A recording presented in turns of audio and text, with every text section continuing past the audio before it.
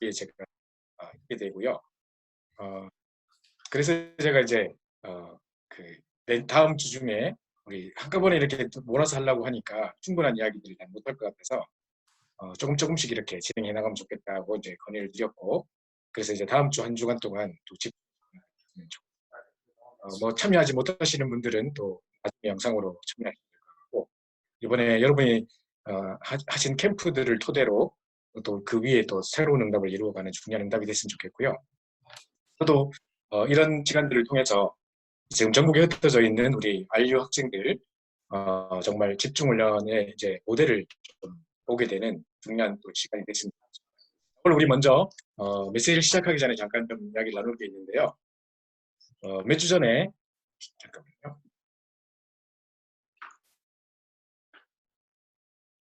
2023년도 2020년도 2월 23일 날 주일 일부 예배 때 그때가 이제 우리 온라인으로 예배드린 첫 주간이었어요. 그때 유 목사님께서 충리 사분의 바네아라는 메시지를 주셨습니다.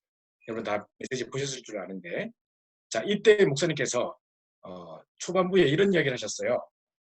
그 신천지에서 나와서 이제 간증하는 어떤 최강림인가 하던 전도사의 간증을 이야기하시면서 그 사람은 중직자 자녀고 신학생이었습니다. 교사였는데도 신천지에 빠졌던 거예요. 그 신천지가 뭐가 잘못됐고 뭐가 어떻고 저쩌고 이런 이야기를 했는데 목사님께 그게 중요한 게 아니라는 것입니다. 그래서 제 소리가 안 들리나요? 들리나요? 네. 그래서 이제 뭐 지금 그게 잘못된 게 아니라 복음으로 결론 자체가 안 났다. 어떻게 신천지에 지금 전도사가 빠지냐? 뭐 이런 이야기 하면서 그 안에 뭐가 잘못됐다, 어떤 구조가 잘못됐다 이게 중요한 게 아니라 일단 그 사람이 복음으로 결론 자체가 나지 않았다는 것을 그래서 이 시대의 재앙의 시작은 어디서 시작됐느냐? 사람들이 복음으로 결론 내리지 못한 데서 시작됩니다. 이야기를 하셨습니다. 그래서 정말로 실제적으로 요한복음 19장 30절에 다 이뤘다고 말씀하신 이 복음을 완전 결론 내는 것이 먼저 시급하고, 이 시대의 재앙의 시작 자체가 사람들이 복음을 결론 내지 못한 데서 시작된 것이다라는 이야기를 했고요.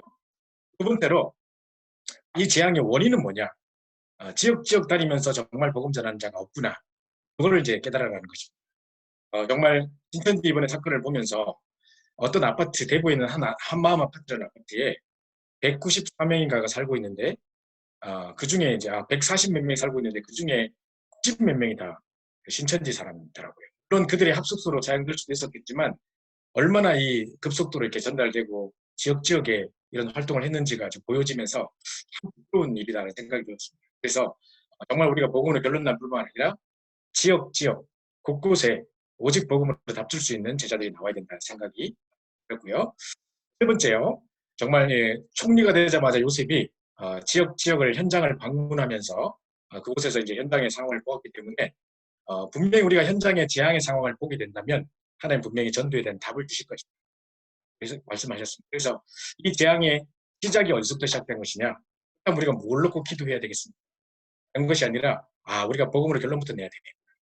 그리고 무엇보다도 정말 이 재앙의 시작 원인 자체가 정말 지역에 곳곳에 복음 전하는 사람이 없는 것 때문에 생긴 거라면 정말 우리가 다른 것을 회개할 것이 아니라 정말 지역에 복음 전하는 말씀 운동, 오직 그리스도로 결론낸 정확한 언약을 전달하는 그 말씀 운동이 회복돼야 되겠다. 이걸 놓고 정말 기도를 시작해야 되겠다 생각이 들었고요.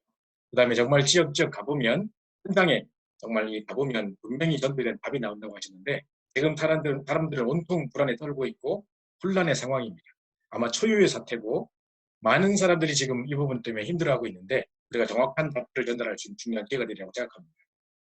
또 그 다음 주에요. 정말 복음으로 언약으로 이제 충만한 이런 어떤 복음의 언약은 반드시 성취된다 이런 말이었는데 그 말 속에서 그 메시지 속에서 목사님 서로 또 이런 이야기를 하셨습니다. 사단의 가장 최대 목적이 뭐겠습니까? 바로 우리로 하여금 예배를 뺏어가는 거죠. 제가 초신자 때 마태복음 4장 설교를 처음 들었을 때 저는 그때 초신자였었습니다. 예수님께서 40일 동안 금식하고 줄이신 상황에서 이제 사단의 마귀의 시험을 당하시는데 마귀가 예수님이 줄이는 걸 알고 40일 동안 줄였으니까 이제 돌이 떡이 되게 만들어 보라고 이렇게 이제 시험을 겁니다. 그때 예수님께서 말씀으로 이제 대적하는 장면을 보게 됐는데 하나님의 사람이 떡으로만 살 게 아니라 하나님의 입으로 나오는 모든 말씀으로 살 것이라고 이렇게. 자, 그때 저는 초신자 입장에서 왜 예수님께서 말로 자꾸 변명하지? 몸만 채나? 그냥 짜잔 하고 떡을 만들어 버리면 안 되나? 네. 그 다음에 보니까 사단이 두 번째 시험하는 걸 보면 이제 뛰어내려 봐라. 그러면 천사들이 발을 받칠 거다. 요거는요. 예수님께서 말씀으로 대적한 걸 딱 보고 사단도 91편이라는 말씀을 인용해 가지고 이제 예수님께 딱 도전하는 겁니다. 자, 이때도 역시 말씀으로 대적하실 뿐만 아니라 그럼 결국은 만약에 예수님께서 그 말을 다 따라갔다면 마지막에 그러면 사단이 뭘 하느냐면 그럼 내게 경배하라. 내가 모든 거 다 주겠다. 지 것도 알면서. 그죠? 그러면 결국은 경배의 대상을 바꾸는 그 속임수에 우리는 쏘아 넘어가야 되는 거죠. 지금 사단이 이런 모든 일들을 통해 무엇을 지금 속이고 있는가를 잘 보게 됩니다. 우리가 예배를 뺏어가고 하나님께 경배하는 대상을 바꾸려고 하는 것이 사단의 주목입니다. 어제도 제가 한국에 있는 우리 후배 목사와 통화를 좀 했는데 지금 한국에서도 뭐 예배만 드리면 공산당처럼 찬송 소리만 들리면 막 다 신고하고 난리라는 겁니다. 임마누엘 서울교회도 금요 철학을 위해서 이제 메시지를 녹화해야 되니까 아무도 없는 곳에서 메시지 하실 수 없으니까 한국 목사님께서 한 교육자 10명 정도만 부르셔서 예배를 하시는데 그거 이제 문 열어주고 닫아주고 하는데 이제 어떤 광고가 올라왔냐면 주민들의 신고로 지금 찬송 소리가 나가거나 차가 이렇게 세워져 있는 것만 봐도 신고가 들어간다고 뭐 조심해라 뭐 이런 광고가 올라오는 걸 보니까 지금 얼마나 사람들이 지금 이 교회에 대해서 막 혈안하고 있는지 예배 자체를 좀 못하게 하고 엄청나게 지금 방해하고 있는 상황입니다. 그래도 우리는 인터넷으로 계속 예배하던 게 습관이 돼 있고 해외에 떨어져 있는 우리들이 말씀으로 이렇게 계속 인터넷으로 보던 것들이 익숙해져 있고 특히 보스턴 이마누엘 또 우리 커네디컷에서도 계속 함께 이렇게 예배하면서 이렇게 구글 행아웃이라든가 줌이라든가 이런 걸 가지고 지금 그런 것이 익숙해져 있기 때문에 얼마나 감사한지 모르겠습니다만 다른 대부분의 교회들은 이런 준비가 없거든요. 그러다 보니까 이제 지금 이 주일 성수 자체를 해야 되냐 말아야 되냐 이런 문제에 봉착하게 되고 여러 가지 이슈가 되고 있는 것 같습니다. 그래서 우리는 정확하기 때문에 뭘 알아야 되느냐? 사단의 주 전략이 가장 큰 목적이 뭐냐? 우리로 하여금 예배를 뺏어가려고 하는 것입니다. 그래서 히브리서 10장 25절에 보면 말세에 모이기를 피하는 사람들의 습관이 있을 거라고 이야기했는데 실제로 지금 이걸 지금 방해하는 일이 일어날 뿐만 아니라 계시록 1장 1절부터 3절에 보면 예수님께서 하시는 보는 말씀을 보는 자 듣는다 읽는다가 복되어 버렸는데 이 중요한 예배 축복들을 빼앗아가려고 하는 것입니다.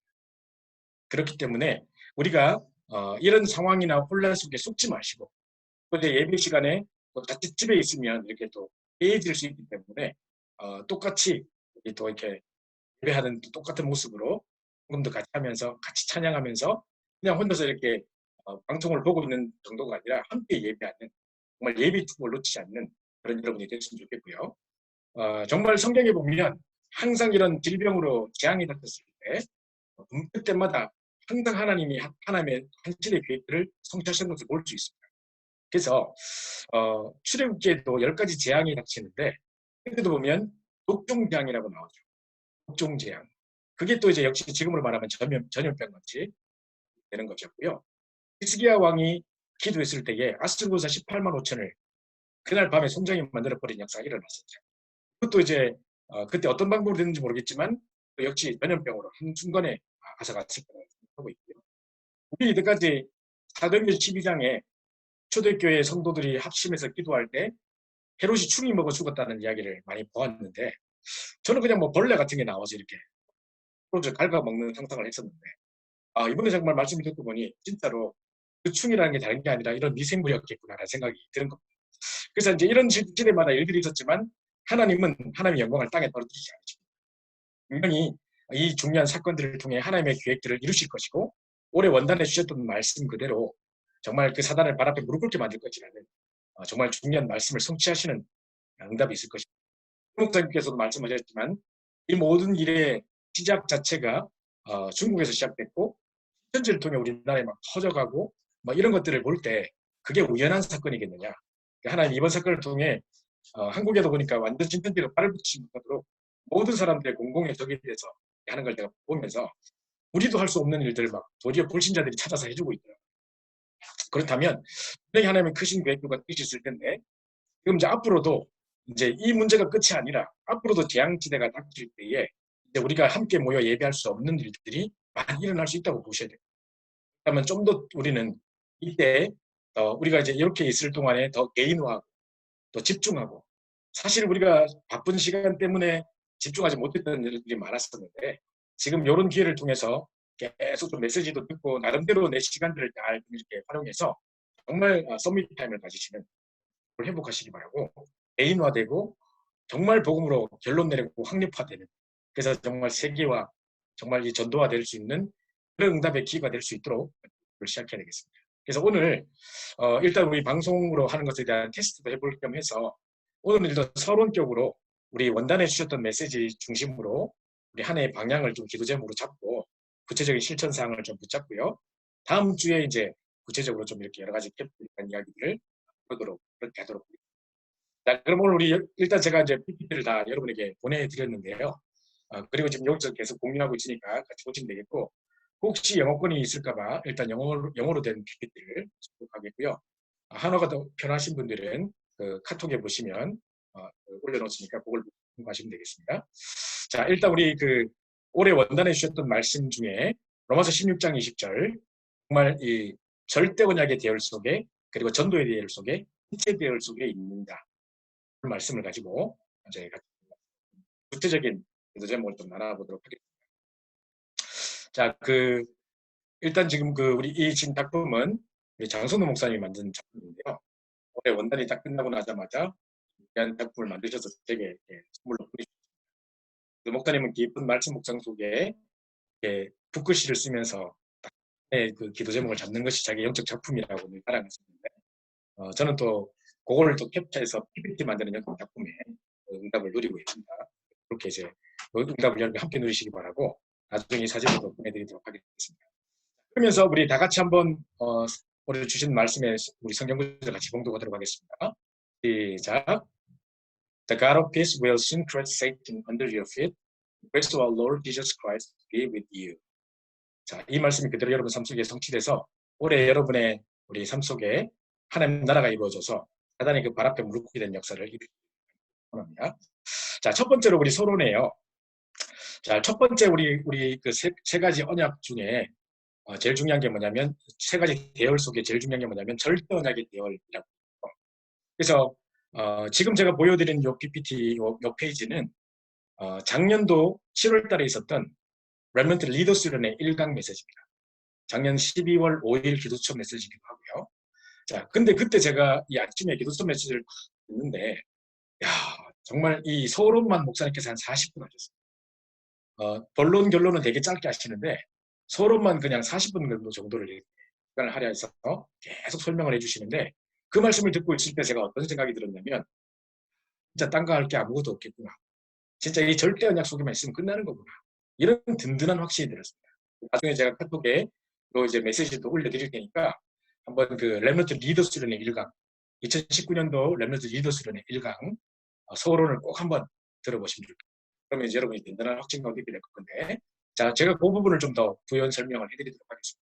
절대 언약이라는 것을 말씀드릴 때 연애하시는 분도 있을 것 같아서 뭐가 도대체 절대 언약이냐 렘넌트 7명이 붙잡았던 절대 언약이라는 게 도대체 뭐냐.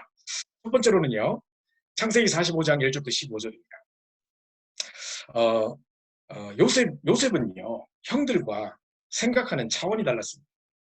형들은 오직 의식주밖에 생각을 안 했어요. 자기들의 지금 당장 이익이 되나 손해가 되나 이것밖에 생각 못하는 생각 구조에 있는 사람이다 보니 대화나 행동이나 모든 결정에 그런 모든 그 판단의 선택 순간 자체가 다 아주 그 차원이 낮은 그런 그 수준입니다. 근데 요셉은 수준이 달랐죠. 창세기 45장 1절부터 15절은 지금 요셉이 총리가 되어서 지금 전 세계에 쌀을 팔배하고 있는데 지금 이제 형들이 쌀 사러 온 장면이 그때 이제 요셉이 모자를 벗으면서 날 보라고 해가지고 이제 울면서 막 형들한테 내가 요셉이라고 이야기하고 있는 장면입니다. 자, 이 장면을 보자마자 형들은 뭐를 걱정했냐면 이거 우리 죽었다. 분명히 우리 죽일 거다. 교수형에 처할 거다. 우리가 구덩이에 쳐넣으려고 그랬고 정말 이게 뭡니까? 이기려고 막 음산주에 팔았지 않느냐. 그래서 자기들 벌벌 떨고 있습니다. 자기들끼리 막 수긍수긍거리고 있습니다. 이때 요셉이 뭐라고 말하냐면 창세기 45장 5절에 보면 어, 정말 한탄하지 마소서, 근심하지 마소서. 형들이 날 판 게 아니라 하나님이 당신들 앞서 나를 이곳에 통하셨다. 이렇게 말하면서 정말 그, 하나님이 당신들의 후손들의 생명을 이곳에 보존하시려. 영어 성경에 보면 그 후손들의 생명을 보존하시려고 할 때 렘넌트라는 단어가 나옵니다. 하나님이 한 지대의 언약 가운데 진행해가고 있는 것을 정확하게 요셉은 알고 하나님의 주권과 기론을 붙잡고 있었던 거죠. 그리고 하나님 나와 함께 하셨다고 늘 말하고 이 축복을 누렸던 겁니다. 한 입장을 바꾸고 생각해 보세요. 요셉이 창세기 37장에 꿈을 꿨을 때 정말 해와 달과 11별과 11배달이 되는 꿈을 꿨다고 그랬는데 그 당시 이제 저는 이렇게 생각했습니다. 옛날에 제가 성경을 처음 볼 때는 그러면 해와 달, 뭐 11형제니까 그럼 이제 해와 달은 그러면 엄마 아빠인가? 이렇게 생각했는데 아닙니다. 정말 그 당시 바로 왕은요 파라오라 그래서 태양신을 상징합니다. 그러면 그 한시대 애국지대의 모든 그 우상으로 섬기고 있던 태양신 완전 꺾어버릴 뿐만 아니라 이제 보통 모슬렘들 보면 이렇게 달로 이렇게 표현되죠. 그 지역의 중동 지방의 이 지방에 있는 모든 감을 다 꺾을 것을 하고 가정복음화, 세계복음화의 중요한 언약을 너를 통해 성취하실 것이라는 중요한 약속을 꿈으로. 여러분이 만약에 꿈을 꿨는데 나와 또 우리 박신주 목사님과 함께 또 막 유 목사님과 함께 세계복음하는 꿈을 꾸고 딱 재밌겠다. 그러면 얼마나 가슴 벅차겠습니까? 자고 일어났는데 가슴 벌렁벌렁거리면서 아직까지 그 생생한 그 느낌이 있을 겁니다. 그러니까 이제 너무 기뻐가지고 이런 꿈을 꿨다고 형들한테 말하는 그 장면입니다. 근데 그걸 가지고 형들은 뭐 네가 좀 가만히 보니까 11뱃반 우린 것 같고 11별 우린 것 같은데 그럼 우리가 얘한테 저랄까 자식아 이런 식의 어떤 어릴 때부터 교만해가지고 이 자식은 그래서 이제 이런 생각을 하죠. 나중에 요셉이요 아버지도 눈치도 없이 또 요셉에게 태세극까지 입혀가지고 형들도 감자로 보냅니다. 형들이 이제 멀리서 오는 요셉을 보고 꿈쟁이 온다, 저 꿈쟁이 온다. 그래서 뭐라고 하냐면 우리가 저 꿈을 없애보자 이렇게 말합니다. 어떻게 하나님이 언약으로 심어주신 그 꿈을 없앨 수 있겠습니까? 그죠? 이런 그러니까 아주 수준 낮은 생각들을 했던 겁니다. 언약과는 전혀 관계없는 생각들을 했던 것이죠. 그랬는데 분명히 구덩이에 쳐넣는데 그 구덩이 속에 물이 없었어요. 보통 말이 아닙니다. 하나의 완벽한 절대 주권 가운데 생명을 보존하시고 이끌어 가신 장면을 볼지. 요셉이 팔렸을 때가 17세입니다. 그리고 나중에 총리가 될 때는 30세가 되는 건데 원래 애굽에는 30세가 돼야 관리가 될 수 있는 법이 있습니다. 7년에 팔려서 13년 동안 점점 그 꿈과는 점점 거리가 멀어지는 것 같은 설상가상 계속 안 좋은 일들이 터집니다. 그러나 요셉은 절대로 낙심하지 않았습니다. 왜냐? 하나님이 절대 언약에 그 꿈으로 주셨던 절대 언약이 너무 확실했기 때문에 그 말씀과 그 비전이 자기를 확실히 이끌어가고 있기 때문에 지금 주변의 상황과 현실에 속지 않았던 것입니다. 그래서 이제 감옥에 갔는데 노예로 잡혀갔는데 생각해 보십시오. 그 당시 때 노예라는 것은 인간 취급도 못하는 짐승 수준도 못하는 존재였습니다. 옛날 역사책에 역사 배경책에 보면 이렇게 뭘 음식을 갖고 오다가 탁 쏟았는데 그 자리에서 주인이 목을 탁 칼로 쳐 베풀이. 그래도 전혀 죄책감을 느끼지 않을 만한 그런 존재가 노예입니다. 그런데 그런 노예가 뭡니까 총리 집에 가서 그 전체 가정 총무 경제를 맡는다고요? 있을 수 없는 일입니다. 그리고 또 이제 이 억울한 누명을 쓰고 감옥 갔습니다. 노예에다가 그것도 강간범입니다. 그죠? 그것도 장관의 아내를 겁탈라고 했죠. 자, 그런데 그 키를 주면서 전옥을 다스리라고요? 있을 수 없는 일입니다. 그리고 나중에 그런 노예에다가 강간범이었던 그 사람이 왕 앞에 태양신으로 섬기는 파라오 그 앞에 가가지고 앞에서 꿈을 해석해주고 답을 말해준다? 있을 수 없는 일입니다. 근데 하나님이 그 언약을 성취해 나가는 걸 보여주죠. 이게 바로 성취인데 요셉이 딱 30세 되던 그 해에 바로왕이 딱 꿈을 꿉니다. 그죠? 정확한 시간표에 바로가 꿈꾸게 만들어가지고 결국 이 응답을 이루어가는 거죠. 2월 15일인가요? 2월 15일 날 산업성경 메시지 2월 15일에 산업성경 메시지를 들어보시면 아마 여러분 다 들으셨을 텐데 거기에 이제 이런 내용 나옵니다. 전도자 산업인의 여정표 일정표인가 뭐 여정표 이렇게 돼 있습니다. 거기에 보시면 이제 with Emmanuel oneness에 대한 뜻을 설명하시는데 저는 이때까지 내가 원네스에 대해서 너무 내 생각으로 갇혀서 스스로 이해하고 있었, 내 혼자만의 생각으로 편견을 가지고 이해하고 있었구나 라는 생각이 좀 들었습니다. 왜냐면 우리가 보통 원네스 한다 하면 어떤 게 원네스입니까? 같이 모여서 체육대회 하면서 원네스 뭐 이러고 뭐 이렇게 뭐 같이 먹는데 혼자 누가 달려와가지고 먹는데 같이 뛰면서 뭐 원네스 뭐 이러고 우리 원네스 하자 뭐 우리 하나 되지 않는데 우리 여기에도 다 와서 이제 원네스 하자 하나 뭐 뭉쳐서 하나 되는 뭐 이런 개념을 생각하지 않습니까? 그리고 이제 그 뭡니까 원네스 미션 클럽 OMT 장학금 이것도요.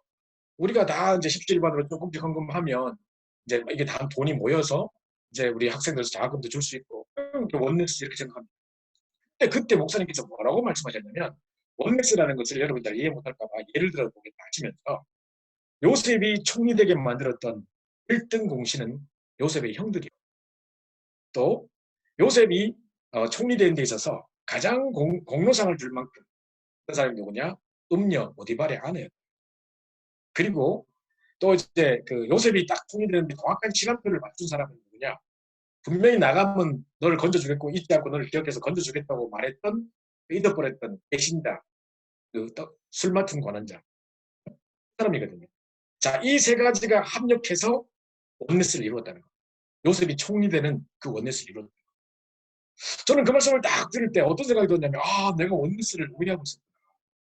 하나님이 우리 인생 자체를 하나님의 주권을 가지고 절대 언약의 계열 속에 우리를 여정 속에 이끌어 나가신 거예요. 그렇다면 여러분에게 혹시 안 좋은 일이 생기거나 또 내가 생각했던 그 응답이 좀 빨리 오지 않고 좀 더디게 응답이 온다든가 또는 분명히 이런 응답이 왔어야만 될 것 같은데 하나님 이런 약속을 주셔놓고 왜 내게는 이런 일이 반대되는 일이 벌어지나 라고 낙심할 만한 상황 속에 있을 수 있는데 하나님 절대 그 언약을 변치 않으시고 여전히 그 언약을 이루고 계시고 언약의 여정 가운데 원네스의 축복 모든 것이 합력하여 선을 이루는 그 축복 속에 들어가게 하시는 겁니다. 그렇다면 지금 여러분의 지금 되어지고 있지 않는 상황들 내가 생각과 예상과 달랐던 여러 가지 어떤 뭐 응답 없는 상황들 이런 것들이 낙심할 이유가 전혀 없는 것입니다. 또 이 자리에 계시는 우리 많은 우리 처녀분들 아직 결혼 못하셨다고 낙심할 이유가 전혀 없는 것입니다. 분명히 하나님이 절대 계획 가운데 하나님의 약과 지각비로 인도가 계실 거기 때문에 지금 당장 우리 눈에 보기에 유익이 되나 안 되나 응답이나 아니냐 무슨 왜 이런 걸 가지고 우리 스스로 판단할 이유가 전혀 없다는 것입니다. 절대한 약속이 있습니다. 말이 길어지는데요. 자, 또 이제 출애굽기 5장부터 12장에 보면 절대 언약을 하나님의 절대 언약을 절대 주권을 붙잡은 모세입니다. 제가 저번에도 말씀드렸습니다만은 모세 이제 유대인들은 모계혈통입니다. 모계혈통이라는 것은 아버지가 외국 사람이라도 엄마가 유대인이면 유대인입니다.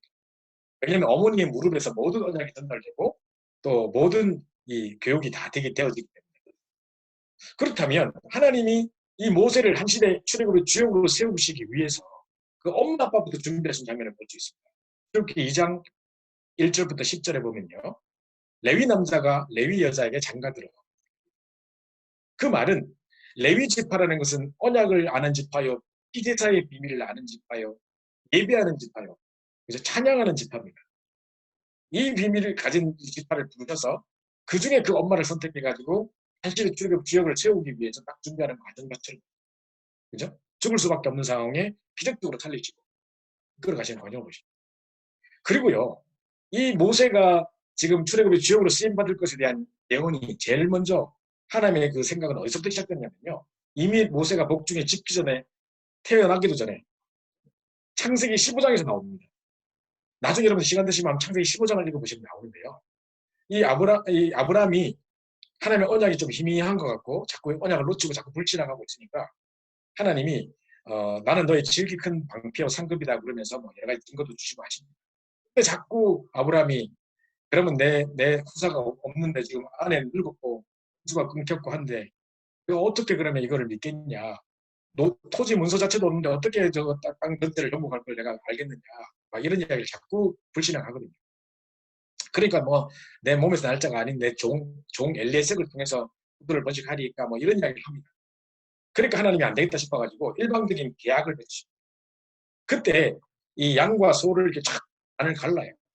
그 당시 때 계약 체결 방법은 내가 만약에 박신주 목사님과 함께 이제 뭐를 이렇게 체력을 맺는다. 그러면 그 당시 어떻게 했냐면 소 한 마리 딱 잡아요. 그래서 소를 반으로 쫙 발라요. 그래서 쫙 벌려놓으면 피가 흥건하게 있겠죠. 그 사이를 내하고 박진주 목사님하고 손잡고 지나가야 됩니다. 자, 그런 어마어마한 무서운 였는데요. 무서운 줄이었는데 왜 그러냐? 만약에 둘 중에 한 명이 약속을 어기면 이 소처럼 될 거라는 거. 이만큼 무시무시한 거였어요. 그런데 이거를 하나님이 일방적으로 이 계약을 맺으십니다. 하고 다 갈라놓으라 해놓고 횃불로 그 사이를 확 지나가시는. 이때에 아브라함이 잘 못 깨닫고 언약을 놓친 것 같으니까 하나님이 이스라엘 백성 전체를 향해서 출애굽에 애굽의 지배 아래 갔다가 430년 만에 빠져나올 것을 미리 예언하십니다. 그러면서 큰 민족에게 잡혀서 고생하다가 430년 만에 빠져나올 거다. 그리고 4대 만에 돌아올 거다. 4대 만에 돌아올 거다. 그리고 나올 때는 큰 재물을 일구고 나올 거다. 라고 예언을 해놨습니다. 이미 하나님은 이때 이스라엘 백성들을 애굽에 넣었다가 유월절 언약의 피의 비밀을 그들에게 각인시키고 빠져나오게 하겠다는 계획을 세우셨고 그 출애굽의 주역으로 모세를 쓰실 것이다. 이런 약속을 이미 계획하고 계셨던 겁니다. 이 언약의 주역으로 모세가 쓰임받았고 자기는 태어나기도 전에 복종이 짓기도 전에 하나님이 절대 계획 가운데 모세를 이끌어갑니다. 이 사실만 믿으면 되는 것입니다. 자, 그래서 여호수아 1장 1절부터 9절. 그래서 지난주에 이거 잠깐 보시기 전에요. 지난주에 우리 주일 1부 예배, 2부 예배 보시면, 주일 2부 예배 특히 보시면, 홍해 앞에 섰던 그런 모세의 모습을 볼 수 있죠. 이스라엘 사람들이 막 이게 원망하고 불평하고, 왜 우리를 홍해 앞에 끌어내가지고, 애굽에서 끌어내서 이 홍해 앞에서 또 이제 죽게 만드냐. 앞에는 홍해가 가려있고, 뒤에는 군대가 쫓아오고, 특별병거 600승을 가지고, 이제 막, 뭡니까. 바로하고 그 군대가 막 쫓아오고 있고, 우리 어떻게 하려고 이렇게 하냐. 왜 우리를 이렇게 여기서 죽이려고 우리를 돌렸냐 하고 원망과 불평을 합니다. 이때 모세가 너희가 지금까지 봤던 애국 백성을 보지 못한다. 여호와께서 너희를 위해 싸우시니 너희는 가만히 있을 테니라. 자, 그때요. 보십시오. 저는 늘 그렇게 우리 학생들에게 강의할 때 또는 우리 청년들에게 이야기할 때 늘 이야기하는데 하나님의 절대 언약이 가나안 땅에 들어가는 겁니다. 하나님의 절대 계획은 변함이 없습니다. 그렇다면 출애굽하는 것이 하나님의 계획이고 또 가나안 땅 들어가는 자체가 하나님의 계획이라면 왜 앞에 홍해가 가려져 있겠습니까? 갈라지려고 있는. 그럼 뒤에 군대는 왜 쫓아옵니까? 빠지려고 있는. 그럼 하나님이 그 사건을 통해서 앞에 있는 홍해는 갈라지고 뒤에 있는 군대는 빠지고 우리는 여전히 하나님의 계획대로 가나안 땅에 들어가고 그게 변함없는 하나님의 절대 계획의 성취입니다. 그죠? 앞에 있는 현실과 상황이 절대 우리를 넘어들 수 없어요. 그게 절대 언약을 붙잡은 자의 모습이죠. 모세가 아주 믿음이 좋았거나 담대했던 게 아니라 절대 언약을 그대로 믿고 있었던 것이죠. 사실적으로 믿고 있었던 것입니다. 이겁니다. 여호수아 1장 1절 9절에 보면 지금 이제 여기 아마 여러분 잘 아시겠습니다만은 이 본문에 수도 없이 강하고 담대하라, 극히 강하고 담대하라 이런 말이 계속 반복됩니다. 그 말은 지금 여호수아가 벌벌 떨고 있다는 겁니다. 뭐 이런 예를 들어서 죄송합니다만 만약에 유 목사님께서 막 어제까지 막 메시지 하시다가 갑자기 오늘 돌아가셨다. 이런 일이 없겠다. 당당해서는 잘 않겠지만. 자, 그리고 갑자기 이제 박진주 목사님이 이 모든 걸 맡겼다. 그러면 얼마나 부담스럽겠습니까? 야, 내가 이거 어떻게 감당해? 내까지 유 목사님이 끌어오던 걸 내가 어떻게 감당해? 지금 여호수아 입장이 그런 상황. 얼마나 벌벌 떨겠습니까? 지금 그 가나안 땅 안에는 7족속 71명의 왕이 기다리고 있고, 그죠? 그러면 이런 엄청난 이런 지금 이런 시대가 이제 막 지금 터줏대감들이 막 밀려고 덤비고 있는 이런 상황. 자, 이런 속에 강하고 담대하라. 너희 평생에 너를 등이 당할 자 없게 하겠다. 이미 너의 해진표 대회까지 너희 지경이 될 거다. 이미 이 땅을 너에게 주었다. 이 땅에 들어가지도 않았는데 아직까지. 들을지도 모른다. 줄 가능성이 있다가 아니라 이 땅을 이미 너에게 주었노니 약속을 주고. 그죠? 그러면서 항상 여호수아 갈렙 이야기하실 때 여목사님께서 위기의 순간마다 나타나서 그 이스라엘 위기를 해결했던 갈렙 이야기를 많이 하시죠. 주문이 읽은 갈렙. 자, 갈렙이요. 민수기 14장에도 보면 가데스 바네아, 민수기 14장에 보면 가데스 바네아 광야에서 이제 그 12명의 점탐꾼을 보내가지고 이제 점탐하러 가는 장면이 있습니다. 분명히 그 성경에 읽어보면 나오겠습니다만, 하나님이 그 12점탐꾼을 보낼 때, 모세가 보낼 때, 그 땅에 들어갈 수 있을지 없을지 한번 봐라. 라고 보냅니다. 분명히 뭐라고 적혀있냐면, 그 땅의 호불호와 좋은지 나쁜지와 그 땅이 산성인지 성읍인지, 그리고 어떤 직문이 자라고 있는지, 기후는 어떤지, 이런 거 보고 오라고 하는 겁니다. 그럼 가서 보고 왔더니, 뭐 갔더니 이렇더라라고 말하면 끝입니다. 근데 가보니까 앞에 거인들이 있거든요. 살고 있거든요. 그럴 뿐만 아니라 포도 한 송이를 옮기는 데만 2명에서 둥글둥글 옮기고 있거든요. 과연 적각꿀이 흐르는 땅이 맞더이다. 그런데 가보니까 거인들이 살고 있는데 우리는 그에 비하면 메뚜기 같다 하면서 엉엉 울고 있습니다. 제가 한번 보니까요. 어느 책에 보니까, 기독교 책에 이렇게 보니까 그 심리학적 용어가 있는데 그레스 하퍼 신드롬이라고 있어요. 그게 이제 어떤 문제 앞에 쫄고 있는 모습, 환경이나 상황 속에 쫄고 있는 모습을 그렇게 표현한 것 같은데요. 그런 단어가 나올 만큼 이스라엘 백성 지금 정확하게 표현하는 모습. 하나님 언약은 놓치고 현실과 상황만 보고 쫄고 있는 모습이죠. 자, 이걸 보고 지금 이제 벌벌 떨고 있는데 그때 언약 가졌던 여호수아 갈렙은 뭐라고 말합니까? 정말 이 왜 그렇게 떨고 있느냐? 왜 그때 지금 통곡하고 있느냐 하면서 하나님이 이 땅을 우리에게 주시지 않았냐? 그러면서 하신 말씀이 분명히 하나님 우리와 함께 하신다면 저들은 우리 밥이다 이렇게 얘기해요. 그죠? 분명히 중요한 약속들을 딱 붙잡고 있는 거예요. 자, 그런 중에 모세가 분명히 이 땅을 너에게 정복하게 하겠다고 주신 약속 주신 지 45년이 지났어요. 드디어 여호수아가 이제 이 땅을 정복하려고 가나안 땅에 들어가는데 마지막 정복하지 못한 산지가 안악산지, 여호수아 14장이죠.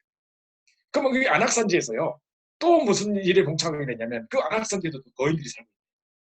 자, 이 땅을 정복해야지 가나안 땅을 정복하는데 누가 들어갈 거냐? 아무도 겁나서 안 갈랍니다. 자, 이때 또 갈렙이 나타났습니다. 이때 갈렙은 85세입니다. 아마 그 백발날린 할아버지일 텐데 이 말로는 내가 그때나 지금이나 일반이라 뭐 이러는데 무슨 일반이었겠습니까? 일반이라 뭐 이러고 있겠지 아마 벌벌 떨면서. 그죠? 근데 그 당시에 자기는 이제 그때나 지금이나 똑같다면서. 그러면서 분명히 이렇게 얘기합니다. 당신이 여호수아에게 지금 이야기하는 거거든요. 모세가 우리에게 말하는 걸 당신도 들으셨거든요. 45년 전에 분명히 우리에게 말했지 않냐? 그러면서 일단 우리에게 준다 했잖아요. 그래서 그 성이 이렇게 돼 있습니다. 그 성읍이 크고 견고할지라. 그죠? 그리고 약속한 기간이 45년이 지났던 것과 상관없이 약속한 사람이 죽었다도 상관없이 나가 지금 이렇게 늙어가지고 나는 비록 연약한 모습이 됐다는 상관없이 주변의 상황도 관계없이 또 지금 약속한 사람 기간도 상관없이 약속한 사람이 죽었거나 안 죽었거나 이것도 상관없이 내 모습이 지금 연약하거나 아니거나 관계없이 하나님의 절대 언약은 반드시 이루어질 거라는 거죠.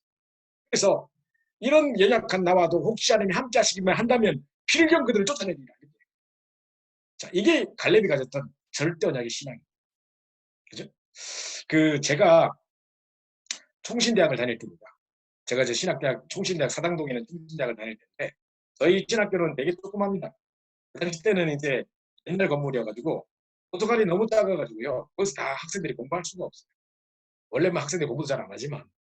그런데 시험 기간만 되면 막 그 공부 안 하던 것들이 벼락치기 한다고 이제 하룻밤 전에 와가지고 막 밤새고 막 난립니다. 예, 도서관 막 터집니다. 그러니까 학교에서 룰을 정했습니다. 시험 기간만큼은 도서관에 제일 먼저 와서 자리 잡는 사람이 하루 동안 그 자리가 자기 자리. 룰을 정했어요. 자, 이래가지고 이제 학생들이 막 사방각처에서 막 일찍 자리를 차지하려고 막 아침부터 출발해서 첫차 타고 오는데 저는 그때 기숙사에 살았어요. 아무리 서울의 먼 지역에서 막 빠른 첫차를 타고 온다 한들 기숙사에 살고 있는 학생들을 이길 수가 없는 겁니다. 그죠? 그 이제 기숙사 애들이 다 자리를 잡아요.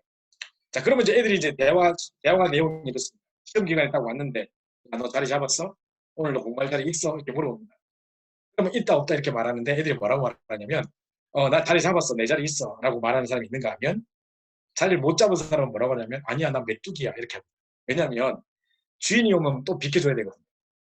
딱 자리가 없기 때문에 도서관에 딱 들어가 보면 빈자리가 몇 개 있습니다. 그건 왜 비었냐? 애들이 지금 시험 치러 들어간 겁니다.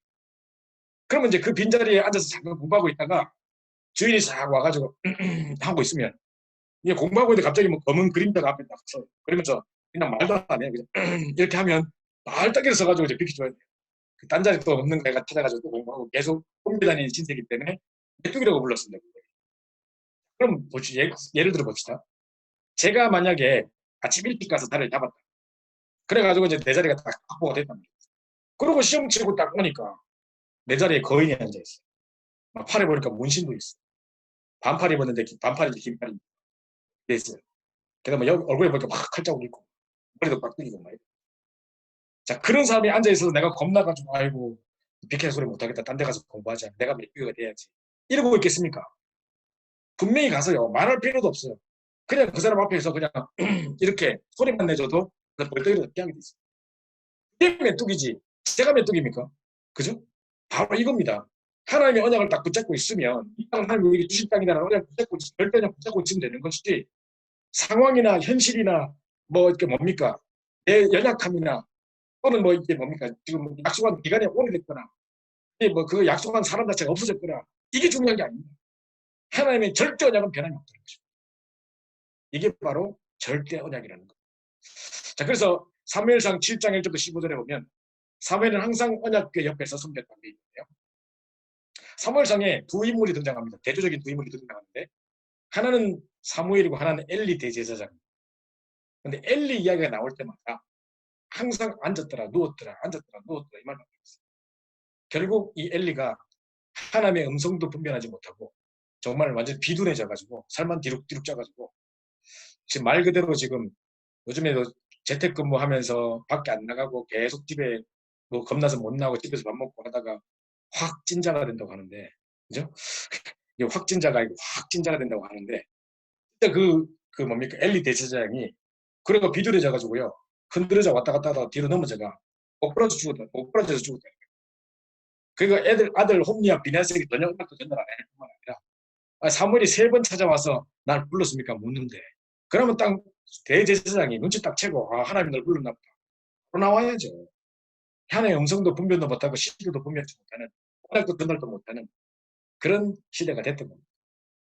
자 이런 상황 속에 하나님은 항상 여호와의 언약궤 옆에서 잠자게 만들고 언약궤 앞에서 섬기게 만드는 그 사무엘을 통해서 한 시대 다윗 왕에게 기름 붓게 되죠. 한나라는 여인의 개인적인 고통 가운데 아들 주시지 않는 것 때문에 고통 가운데 기도하다가 시대의 문제를 보게 됐고 나시린의 언약을 붙잡고 기도하게 됐고 그래서 태어난 아들이 사무엘이요 그 사무엘을 통해 다윗 왕에게 기름 붓는 역사가 일어나는 겁니다. 정말 이 언약을 하는 정치하시기 때문에 지금 여러 가지 상황이나 문제에 속을 필요가 없다는 것입니다. 결국은 미스바 운동의 주축이 되는 겁니다. 또 사무엘상 17장 1절부터 47절에 특별히 45절부터 47절에 보면 다윗과 골리앗 이야기가 나오죠. 다윗이 골리앗 앞에 나갈 때 뭐라고 말합니까? 은과 금은 네가 지금 칼과 단창으로 내게 나오지만 은과 금이 아니라 칼과 단창으로 내게 나오지만 나는 만군의 여호와 이름으로 내게 나간다. 내 이름 높이려고 나가는 거 아니에요. 만군의 여호와 이름을 높이려고 나가는 겁니다. 이 사건을 통해 하나님의 살아계심을 온천하에 증거하기 하나님의 살아계심을 온천하에 증거하는 세계복음을 약속합니다. 그리고 정말 여호와의 구원이 칼과 창에 있지 않고 여호와의 손에 있음을 분명히 보이겠다. 그러면서 딱 그 언약 붙잡고 나가는 이게 바로 언약의 사람이죠. 확실한 언약 붙잡고 있었던 다윗. 그러면서 초대교회 우리 뭡니까 다니엘과 초대교회가 아니라 바벨론 시대 때 다니엘과 세 친구들 그 에스더 이제 이 바벨론을 포로에서 빠져나오게 만들었던 주역이 됐던 인물들 보면 전부 다 언약을 딱 붙잡고 있습니다. 여기 중요한 세 단어가 있는데 다니엘 전에 행하던 대로 세 친구 그리 아니하실지라도 에스더 죽으면 죽으리라. 전부 다 이 언약 붙잡고 생명 걸만한 가치 있는 언약을 붙잡고 거기 생명을 걸었다. 그 제가 어느 중직자 집에 놀러를 갔는데 그 댁에 가서 이렇게 식사를 대접받는데 그 파이어플레이스 바로 위에 이렇게 딱그 목사님이 친필로 써주신 국글지 그 작품이 딱 있어요. 그 이제 그 뭔가 이거 딱 보니까 전에 행하던 대로 딱 써 있어요. 제가 그걸 딱 보는 순간 이 장모님 전에 행하던 대로 행하면 안 될 것 같은데 이 생각이 들었어요. 그러니까 이제 왜 이걸 왜 쓰셨는가 전에 행하던 대로 왜 쓰셨는가 생각했는데 이제 아마 여러분 그 제가 우연히 보니까 내일 모레 아마 그 공무원 선교 대회 때 메시지 내일 모레인가 아마 있는 것 같던데요. 그 메시지를 보시면 여러분 아실 겁니다. 전에 행하던 대로는 바로 하나님 나라의 비밀을 누리는 자의 축복이 알 수 있습니다. 그게 뭔 말이냐? 지금요 다니엘이 총리가 되어 있습니다. 이제 영의정, 좌의정, 우의정 이렇게 있으면 제일 높은 자리에 있습니다. 그러니까 밑에 있는 두 뭡니까 사람들이 보니까 아니, 포로로 잡혀온 놈이 우리보다 높단 말이야. 그러니까 자기네 기분 나쁘죠. 어떻게든지 이 다니엘을 끄집어내려고 음모를 꾸밉니다. 그죠? 자, 그때 이제 뭡니까? 아무리 이 음모를 꾸면서 끌어내리려고 하는데 틈이 없어요. 단 하나도 틈이 없어. 그러니까 이제 어떤 것으로도 안 되는데 딱 뭐가 발견됐냐? 하루 3번씩 창을 열어놓고 기도하는 모습이 발견돼요. 그래, 바로 저거다. 저걸 가지고 걸면 되겠다 싶어가지고 왕한테 가서 아부를 떱니다. 왕이시여, 우리가 볼 때 다니엘 당신은, 다리오 왕 당신은 완전 그 사람이 아니라 신입니다. 뭐 최고의 신입니다. 이렇게 하면서 정말 우리가 볼 때 이런 분이 없었었고 막 너무 아부를 떨었겠죠. 그러면서 뭘 딱 제안하냐면 왕 외에 다른 사람에게나 신에게 절하면 사자고로 쳐넣어버리죠. 왕이 뜻도 모르고 무슨 의도도 잘 파악지 못한 채 기분 좋으니까 그래 뭐 그러면 하지 뭐 하고 도장을 바로 찍었어요. 자, 어인을 찍었는데 총리가 이 사실을 몰랐겠습니까? 분명히 다니엘서 6장 10절에 보면 그걸 밝히고 있습니다. 다니엘이 조서에 어인이 찍힌 줄 알고도 그냥 알았습니다. 그죠? 그렇다면 분명히 내가 그 사실을 알았다면 저 같으면 집중 단속 기간이니까 지금 나가서 기도하면 잡히는 시간이니까 그 3번 하는 걸 2번으로 줄였더라 한다던가 창문 닫아놓고 있다던가 그죠? 뭐 이제 창문 닫아놓고 누워서 했더라. 한 달 동안 정시기도를 쉬었더라. 이렇게 할 수 있는데 전에 하던데요. 이거 보통 말이 아닙니다. 이 말 자체는 진짜로 이 뭡니까? 이 하나님 나라의 비밀을 누리는 자의 전혀 외부의 상황과 얽혀가지 않고 전혀 이 뭡니까? 이 타협하지 않고 하나님의 절대관념을 붙잡고 당당하게 도대체 그 당당함이 어디서 나오냐 말입니다. 전에 행하던 대로 이 비밀은요. 하나님 나라의 비밀을 누리는 자의 힘입니다. 그죠? 그거 있으니까 전혀 상황에 굴하지 않고 정말 이 언약 붙잡고 예루살렘으로 열어놓은 창 그거는요. 예루살렘 성전을 바라보고 기도했다는 것인데 성전 그리스도를 예표하는 것입니다. 지금도 언약 붙잡고 그리스도 붙잡고 기도하는 겁니다. 하루 3번 그것도 감사함으로 무릎을 꿇고 간절히 이렇게 되어 있습니다. 이게 이제 이 하나님 나라의 비밀을 누렸던 계속된 모습. 멜로디의 멜로디들의 모습. 새 친구 마찬가지입니다. 그리 아니하시죠. 분명히 불에 들어가면 하나님이 건지실 거지만 그리 아니하실지라고. 그때 보십시오. 다니엘이 어느 정도냐면 왕이 다니엘한테 찾아와서 너희 항상 섬기는 네 하나님 너를 구원하실 거다. 지가 도장 찍어놓고 딱 생각해보니 내가 걸려들었구나. 내가 다니엘을 미처 생각 못했구나. 분명히 저놈들이 다니엘을 잡으려고 그랬구나. 그때 아마 왕이 눈치챘을 겁니다. 자, 그때 이제 왕이 뭡니까? 사자굴 속에 터널긴 터널는데 가는 사자굴로 끌려가고 있는 다니엘을 찾아와서 하는 말이 너의 항상 섬기는 네 하나님이 너를 구원하실 것이다. 불신자 다리오 왕이 도리어 언약 붙잡고 이야기합니다. 딱 늘 하는 모습을 봤기 때문에. 그리고 이제 뭡니까? 사자굴에 쳐넣는데도 하루 동안 죽지 않고 있으면 살려주는 법이 있기 때문에. 아마 왕이 잡을 못했을 겁니다. 내 실수로 중요한 인재를 하나 놓칠 거야. 그래가지고 밤새 고민하다가 아침 동이 트자마자 막 그 뭡니까? 마차를 대령해라 해가지고 그 사자굴로 찾아갑니다. 가자마자 분명히 살았을 거라는 확신 가운데 지극히 높으신 종 하나님의 종 그 다니엘아 너의 항상 섬기는 네 하나님이 너를 구원하시게 능하셨느냐 아냐 이러고 사자굴을 위해서 그때 그걸 딱 듣고 왕이여 만세술 만세 그죠? 뭐 늘 하던 문안에서 딱 하는 거예요. 그 소리를 듣자마자 바로 그 집 내라. 그래놓고 이 음모를 꾸며도 나머지 놈들 다 치고 넣으라는 거예요. 이 사자가 얼마나 배고팠는지 어제 저녁부터 뭘 하는데 자꾸 입에 뭐가 가려져서 뭘 하는데 잘 안 되는 거안 되는데 갑자기 퍽퍽했었어. 그거 위에서 먹이가 떨어지잖아요. 그러니까 사자가 막 얼마 배고팠는지 공중에 뛰어올라가지고 땅에 떨어지기 전에 공중에서 뼈까지 부서뜨려. 이런 통쾌한 장면이 일어나고 왕이 다니엘이 섬기는 하나님을 전 메대 바사 전역이 다 섬기라고 방을 내립니다. 완전히 하나님 나라가 돼버린 현장입니다. 이게 바로 전도요. 이게 바로 신앙생활이요. 그죠? 이게 바로 하나님 나라의 비밀을 누리는 렘넌트들의 모습이죠. 죽으면 죽으리라. 그러면서 초대교회 열왕기하도 보면요. 2장 9절부터 11절에 보면 엘리사는 하나님의 절대 언약을 딱 붙잡고 있었죠. 그러니까 그 길갈의 여리고에 베델에 남아있으면 한 달에 타지하고 뭐 떨어지는 게 있는데 그게 필요 없다는 겁니다. 거기에 관심 없습니다. 하나님의 갑절의 영감을 달라고 프로포션 달라고 해요. 그렇죠? 자, 읽어보십시오. 그렇게 뭔가 이 절대 언약을 붙잡은 사람들의 관심 자체가 달랐어요. 수준 자체가 달랐던 겁니다. 초대교회 성도도 마찬가지 이 언약의 생명 걸어버렸습니다. 그래서 유 목사님께서 늘 하시는 말씀, 초대교회가 250년 만에 로마를 뒤집은 것은 초대교회의 방법 중 방법은 오직이요, 전략 중 전략은 생명 걸어버린 것입니다. 방법 중 방법은 오직이었고 전략 중 전략은 생명 걸어버린 거라고. 그죠? 이게 이제 제가 장황하게 설명했습니다. 아주 긴 시간 동안 설명을 드렸는데 이게 바로 절대 언약입니다. 여러분 지금 절대 언약에 대해서 이해가 되십니까? 절대 언약을 붙잡은 자, 말로만 그렇게 기도하면 안 되고, 그죠? 내가 이번 주에 어떤 교회 가니까 두 분의 그 뭡니까? 원단 메시지, 뭐 교회의 메시지 이래가지고 한 주 1년치 기도 제목을 적어놨는데, 원단 메시지는 걸어온 길 30년, 걸어갈 길 30년. 나는 그걸 적을 게 아니라 절대 언약의 대열, 전도의 대열, 빛의 대열을 적어야 될 것 같은데 제목만 기억하고 있더라고. 그럼 이제 모르는가 어떻게 받을 건지 잘 모르겠습니다만, 걸어온 30년, 걸어갈 30년 이래가지고 어떤 말 받으실지 잘 모르겠습니다.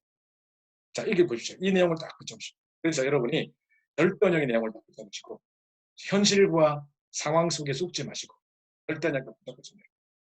모든 것이 합력하여 선을 이루는 절대언약의 여정 속에 여러분 가고 있는 거예요. 이걸 딱 붙잡은 자가 바로 이제 절대언약의 대열 속에 됩니다. 정확하게 설명이 길었는데요. 자, 그렇다면 이제 금방금방 지나갈 수 있습니다. 절대언약을 붙잡는다는 것은, 그죠?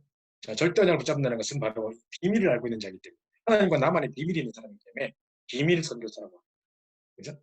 그래서 이 절대언약을 붙잡으면 사단이 그 말 앞에 무릎 꿇는 일어나. 그죠? 자, 그래서 일곱 렘넌트 제가 계속 설명했던 데 말인 내용이 이겁니다. 정말 이 일곱 렘넌트 자체가 흑암세력을 완전히 발 앞에 무릎 꿇게 만든 바벨론의 이 세 친구와 다니엘, 에스더 같은 친구들이 생명 걸 가치 있는 언약을 딱. 제가 지난달에 토론토에 가서 집중을 하면서 거기서 알려 설명회를 했었는데요. 그때 이제 제가 어떤 그 숙소를 딱 이렇게 저에게 제공해 주신 숙소가 어떤 권사님 댁이었어요.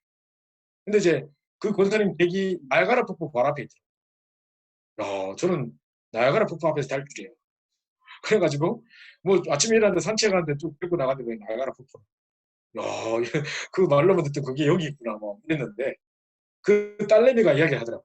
권사님 따님이 하는 말이 한 10년 정도 전에 어떤 사람이 어떤 여자가 아기도 있는 엄마인데 이 엄마가 그 왜 포도주 만드는 그 이렇게 그 나무 박스 있지 않습니까? 포도주 그 담아놓는 박스 같은 거. 그 박스 안에 들어가가지고 그 뭡니까? 그 나이아가라 폭포가 90m래요.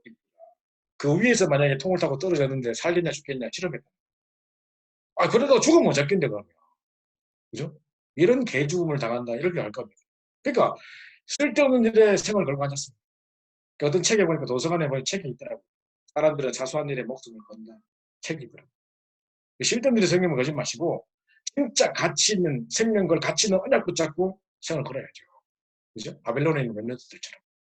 그러면서 초대교회는 이 절대량을 붙잡았던 생명 걸어버린 거죠.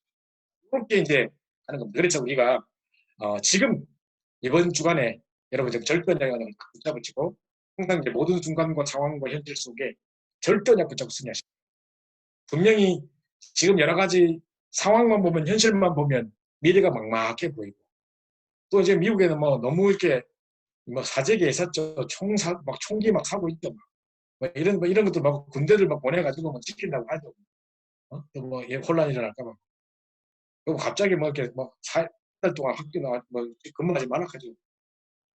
이런 거 보면 야 뭐 암울하기도 하고 이게 어떻게 할 건가 뭐 자칫 잘못하면 사람들 우울증 걸린 사람도 많을 것 같습니다. 그죠? 자 이때에 우리가 흔들리지 마시고 하나님은 하나님의 영광을 땅에 떨어뜨리지 않으시고 분명히 하나님 절대량을 지금도 성취해 나가시고 계실 거기 때문에 이 원단에 주셨던 말씀 그대로 사단을 그 발 앞에 무릎 꿇게 만드는 역사가 일어나게 될 것입니다. 어느 단체나 어느 배우의 세력들이 예배를 뺏어가고 중요한 것을 놓치게 만들려고 혼란스럽게 만들지 모르겠지만 우리는 절대량 붙잡으면 우리는 흔들 필요가 없는 거죠. 여러분이 절대량을 붙잡는 그런 한 해가 됐습니다. 그래서 이번 기회에 제가 이제 기초 메시지들도 좀 많이 보내드리고 할 테니까 좀 내가 좀 그동안 좀 너무 바빠서 훈련을 잘 못했다 이런 분이 계시면 차근차근 좀 이렇게 기초 메시지 들어가면서 나를 확립하는 기회도 한번 치고 그러면서 이제 매일 이제 바빠서 못했던 오늘도 좀 정식으로 좀 잘 해보시고 그래서 썸밋 타임을 제대로 좀 가져보시고 얼마나 좋습니까, 그죠? 차들도 안 다니고 하니까 이제 공기도 좋아졌겠다, 뭐, 그죠? 우리 보면 노력이 더 유익이 될 수 있습니다. 그래서 여러분 이걸 붙잡고 책으로 집중하는 시간들을 가져보시기 바랍니다. 자, 그래서 정말 여러분이 만약에 이 절단을 따라가지 않으면 결국은요, 작년도 12월 달에 차가족들의 메시지가 나왔는데 절단을 따라가지 않으면 결국 내중심 따라가게 돼요. 이 절단을 따라가지 않으면 결국 내 생각대로 살게 돼 있습니다. 내 생각에는 자꾸 이렇게 나온다는 자체가 말씀 안 따라간다는 증거입니다. 사사기에 늘 등장하는 단어가 뭡니까? 자기의 소견에 옳은 대로 행했더라. 그겁니다. 그게 이스라엘 백성들의 패망의 원인이었던 거죠. 그죠? 그래서 항상 내 생각이란 내 생각이란 나만 장군도 보세요. 그냥 이 옷 벗고 들어가서 모욕 7번 하고 나오라니까. 7번 한다고 되냐. 이 더러운 물에 우리 동네 가면 더 깨끗한 물이 있는데 막 쓸데없는 말 계속 합니다. 내 생각에는 자꾸 이랍니다. 그죠? 그때 그 종이 뭐라냐면 아이고 종은 그냥 뭐 주인이 시키면 뭐 똥을 가지고 약을 써먹으래도 먹는 사람 먹는 존재다 보니 한번 하면 되지. 그거 못합니까? 한마디 했는데 그거 듣고 그래 그렇구나. 들어가니까 깨끗해져서 여전히 어린아이 살과 같이 바뀌었다고 생각했습니다. 내 생각은 내 생각이 아니라 말씀 따라가면 마찬가지로 내 이제 생각에 그치지 못하고 내 주장까지. 그래서 하나님 언약 절대를 따라가지 않으면 내 중심 따라가게 되고 내 생각 따라 살게 되고 내 의견대로 의견까지 주장하게 되는 일들이 일어나면서 결국 불신앙 덩어리에 삼위일체가 되는 거예요. 자, 이렇게 나가는 거예요. 자, 그래서 두 번째로 이제 전도의 대열입니다. 전도의 대열이기 때문에 현장 선교사죠. 자, 여러분이 정말 이 현장 선교사의 대열에 서게 되면요. 그죠? 정말 여러분이 이런 라인에 서게 된다면, 절대 이 전도의 대열 속에 서게 된다면, 정말 분명히 사단의 그 발 앞에 무릎 꿇게 될 것이고, 우리를 통해 하나님이 완벽한 하나님의 언약, 현장의 언약을 성취하실 것입니다. 그래서 여러분이 일단 300명 정말 전도 대상자를 적고 또 30명 영접시키고 그도 30군데 말씀 운동하다가 그거 보면 이제 세 군데 뭐 지배하고 이런 이야기를 하십니다. 일단 여러분이 뭐부터 시작하느냐? 300명을 적는다 꼭 300명이 되는 게 중요하겠습니다. 그가 중요한 게 아니라 뭐 290명이면 안 되겠고 뭐 7명이면 안 되겠습니까? 저는 지금 내 알고 있는 한인들 내 주변에 있는 사람들 다 불신자 적어보니까 5명 있어요. 뭐 일단 제가 다 적어놨습니다. 전부 다 제가 강의하고 뭐 우리 항상 교회들 순회하고 뭐 이런 훈련하다 보니 불신자 아는 사람이 별로 없어요. 근데 일단 그런 사람을 놓고 지금 다락방도 하고 몇 군데 지금 시작하고 있어요. 있는데요. 일단 여러분 300명 적는데 문제는 뭐냐면요. 우리가 300명 적는 속에서 다 나오는 게 아닙니다. 내가 계획 세운다고 다 되는 게 아니라 분명히 그 속에 하나님 준비로 절대제자가 있어요. 이 절대제자 하나 만나버리면 예상치 못하게 하나님이 중요한 문들을 열어가신다. 그죠? 그러니까 우리가 300명 적고 뭐 몇 명을 적고 하는데 그 리스트에 없었던 그 속에 제가 생각지도 못했던 절대제자 한 사람 만나버리는데 어마어마한 문들을 열리는 거예요.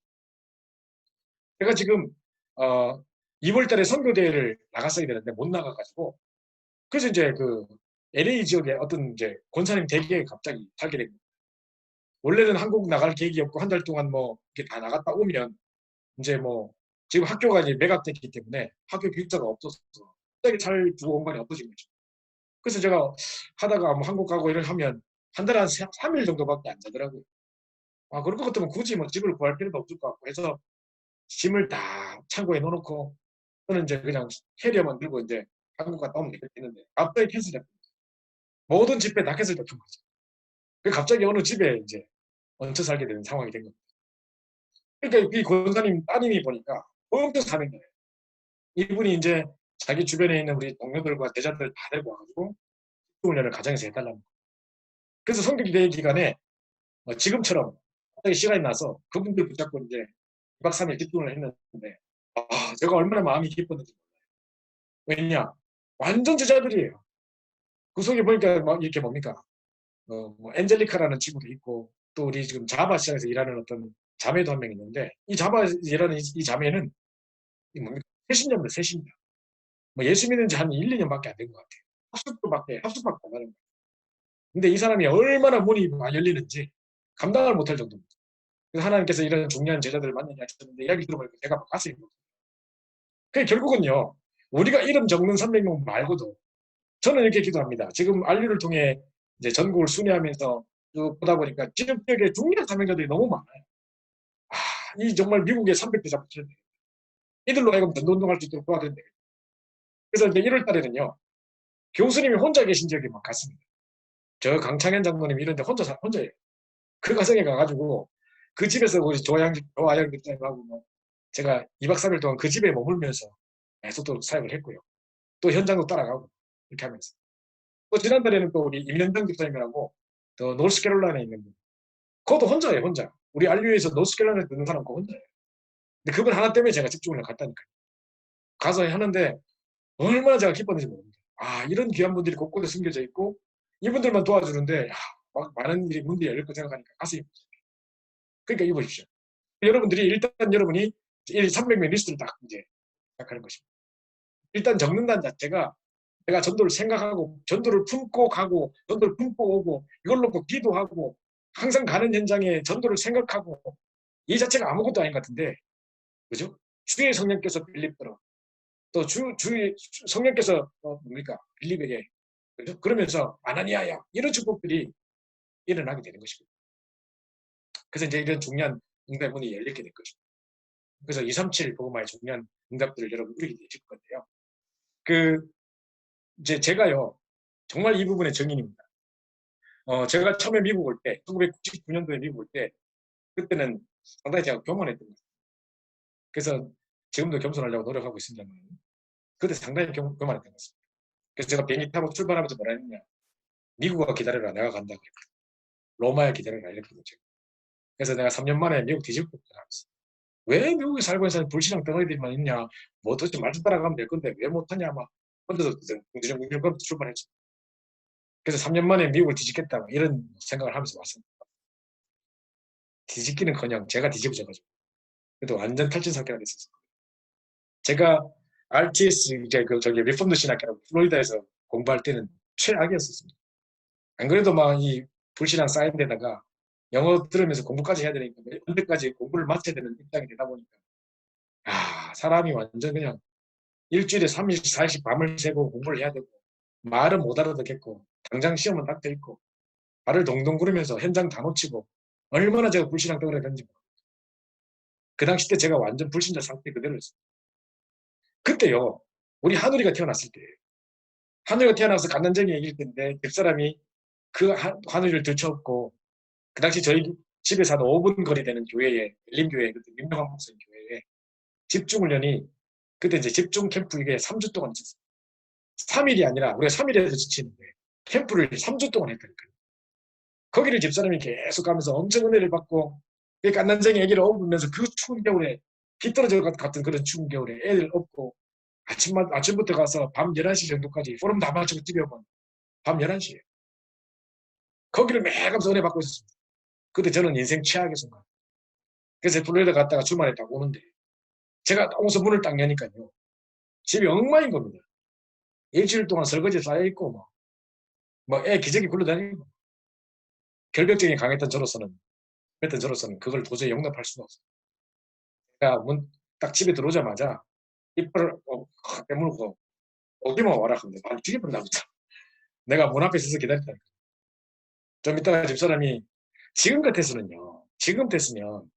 야 정말 이렇게 추운 겨울에 깠는데 얘기를 없고 캠프한다고 아침부터 나가가지고 일주일 내내 캠프하는 우리 집사람 내가 집에 가서 설거지 해줘야지 이럴 겁니다. 아마 지금 그때는요 오지마 와봐라 안 죽일 뻔했어요. 그러다 띵똥하고 애기하고 들어오는 그거를 내고 소리를 확 질다. 뒷꼬라지 이딴 식으로 해놓을 것 같지만 제가 그래놓고 나서 눈물이 확 나는 거예요. 내가 왜 이러지 이 생각이 드는 겁니다. 내가 또 이렇게까지 하려고 했던 거 아닌데 내가 어떻게 이렇게 됐지?